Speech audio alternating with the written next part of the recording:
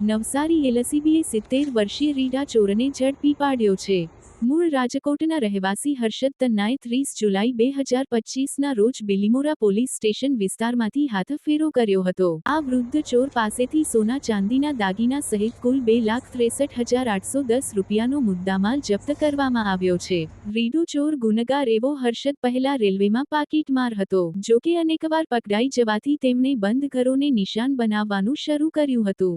જુગાર રમવાના શોખને કારણે તેમને વારંવાર પૈસાની જરૂર પડતી હતી. તેઓ દક્ષિણ ગુજરાતના અલગ અલગ શહેરોમાં ફરીને બંધ ઘરોમાં ચોરી કરતો હતો. તેમની ઉંમરને કારણે કોઈ તેમના પર શંકા કરતું નહીં. બિલીમોરામાં થયેલી ચોરીની ખાસિયત એ હતી કે તે માત્ર 3 મિનિટમાં ઘરમાં હાથફેરો કરી ભાગી છૂટ્યો હતો. હર્ષદ તન્ના પોતે ગુનાહિત ઇતિહાસ લાંબો ધરાવે છે. તેની સામે સુરત ગ્રામ્ય બારડોલી, કડોદરા અને કામરેજ પોલીસ સ્ટેશનમાં કલમ 380-454 હેઠળ ગુના નોંધાયેલા છે. સુરત શહેર અમરોલી પોલીસ સ્ટેશનમાં જુગારધારાની કલમ 12 હેઠળ પણ કેસ નોંધાયેલો છે. આ ઉપરાંત ભરૂચ અંકલેશ્વર શહેર police station, Bharuch city B division police station, Surat ગ્રામ્ય માંગરોળ પોલીસ સ્ટેશન અને સુરત શહેર વેડરોડ પોલીસ સ્ટેશનમાં પણ તેમની સામે ગુના નોંધાયેલા છે. આ ચોરને પકડવાની કામગીરીમાં PI B J Jadav, PSI RP Gohil, PD M Rathod, PSI YG Gadhvi, SI Digvijaysinh Jagatsinh સહિત અન્ય પોલીસ કર્મચારીઓનો સમાવેશ થાય છે.